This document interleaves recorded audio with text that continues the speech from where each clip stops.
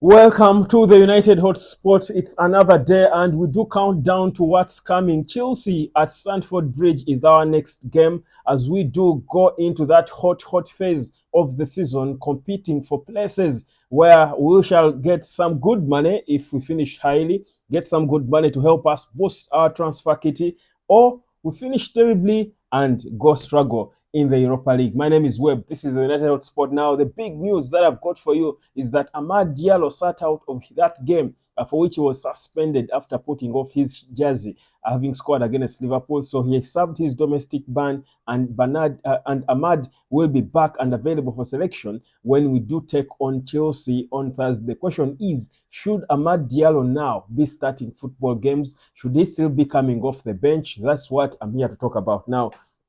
First of all, I want to say it's good to see that after a long time of this boy being frustrated and unhappy, he finally got his moment and his time, and he made good use of it. Because it is one thing for us to come here and advocate for you playing and getting enough minutes, but it's a whole different thing for you coming and making good use of every minute you get. Honestly, there couldn't have been a better way for Amad Diallo to make his statement, to send his message, than scoring that winner against a big rival in Liverpool. Now, of course, he sat out of one game, and we know that he has been training. I expect, honestly, that he will be still up with these levels when we do travel to Chelsea on Thursday. And I'm hoping that Erik Ten Hag gives him a chance because, like I've been saying for the most part, I think Erik Ten Hag now is at a phase where he cannot afford to be sticking to the same script that has seen us struggle and playing consistently. I think if you've got players who are charged, you should be giving them an opportunity. Now,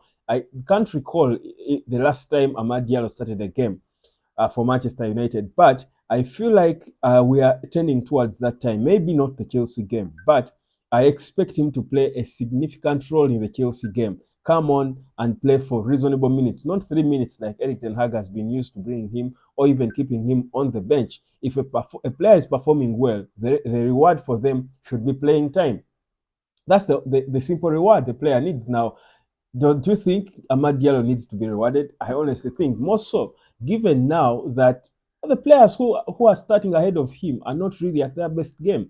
So for me, honestly, the changes I would expect in that game include seeing Amad come on, for example, if he doesn't start, and I wouldn't be shocked if he started, by the way. But if he doesn't start, I think he should be playing for at least 45 minutes, the entire second half. If the team that starts does not perform in the first half, let him come on and be introduced on immediately at the start of the second stanza against Chelsea. He needs to have that time and enjoy himself. But on another crazy day, I think for me, Erik Ten Hag should be able to call this crazy decision and start him. Look, the reality is our forwards have not been on fire, and even Rasmus Højlund himself has not been on fire. You don't expect him to just pick up and click against Chelsea out of nowhere. Uh, Alejandro Garnacho has not been extremely exciting. Marcus Rashford, for me, is the first culprit to be taken on the bench.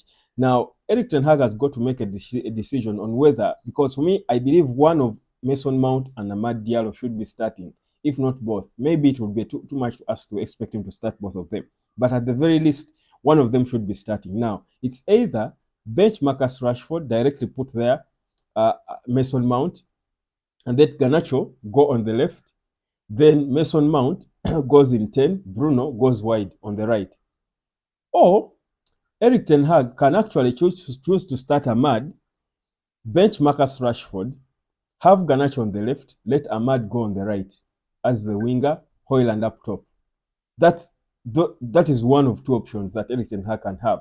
But you see, those little subtle changes do a lot with the team.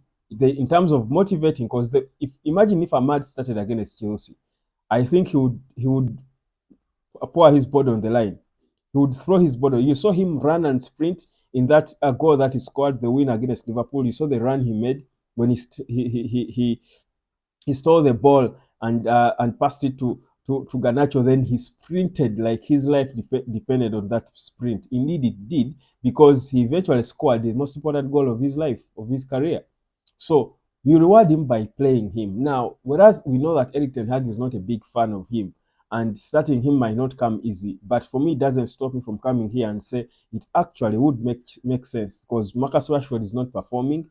bench Rashford. Forget about the times he has come out and shown and performed against big teams. I think it's not okay for us to rely a lot on that, on, that he's a big game player, and then what? We just keep relying on that and thinking that maybe he will turn up again on another big game. You don't know which Marcus Rashford is going to turn up. Is it going to be the lazy one, or will he come and give us that one moment? No, for me, I think use the players who are hungry. So my 11, if it were up to me, Erik Ten Hag should be, if he would be able to borrow a leaf from any of us. If he does, of course he doesn't. But honestly, for me, Amad Diallo or Mason Mount, if Diallo doesn't start, like I said, he should be starting at the start of the second half, regardless how we perform, by the way.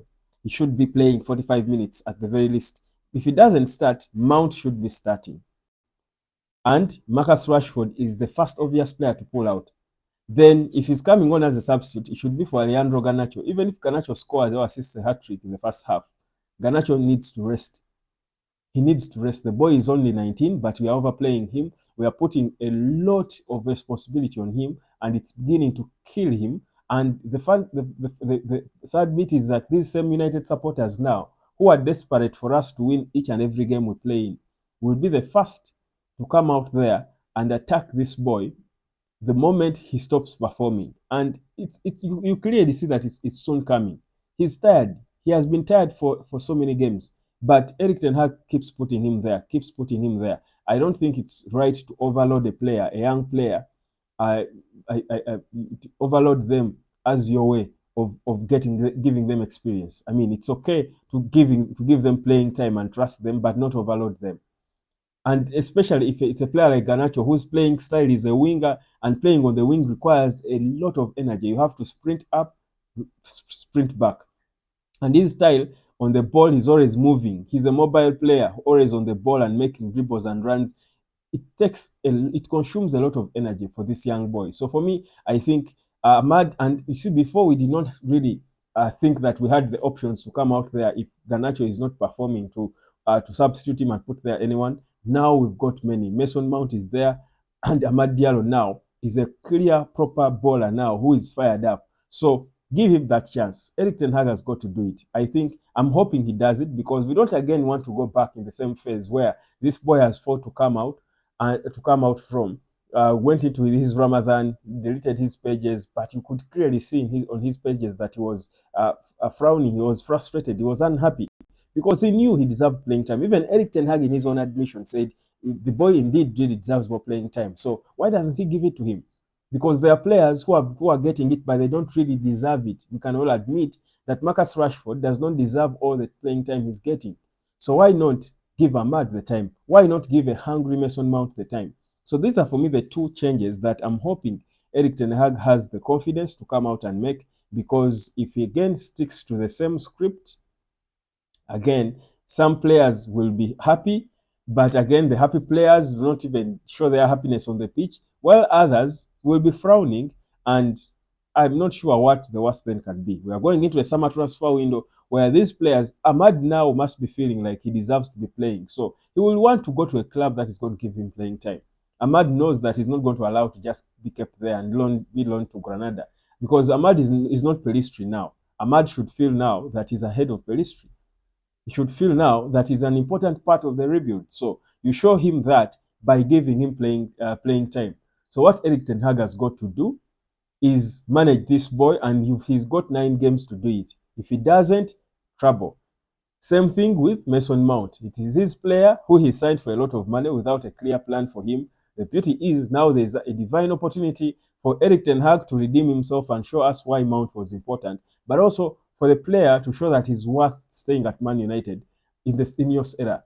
Now that we've brought in Jason Wilcox, you know that the recruitment is going to be big. This guy is going to be an important part of Omar Berada's recruitment team. We are soon bringing in Ashworth. You imagine the things going on around the club. Players know that they need opportunities to prove themselves. Now, if Erik Ten Hag sticks to the same players who have failed to prove themselves enough, who have failed to change their attitude, honestly, for me, he's not helping anyone, not helping himself, not the players, not helping Ineos make the right decisions in the summer. So, Erik Ten Hag, play Ahmad and Mason Mount for everyone, for the good of everyone. My name is Webb. This is the United Hotspot. Subscribe, and I'll catch you later.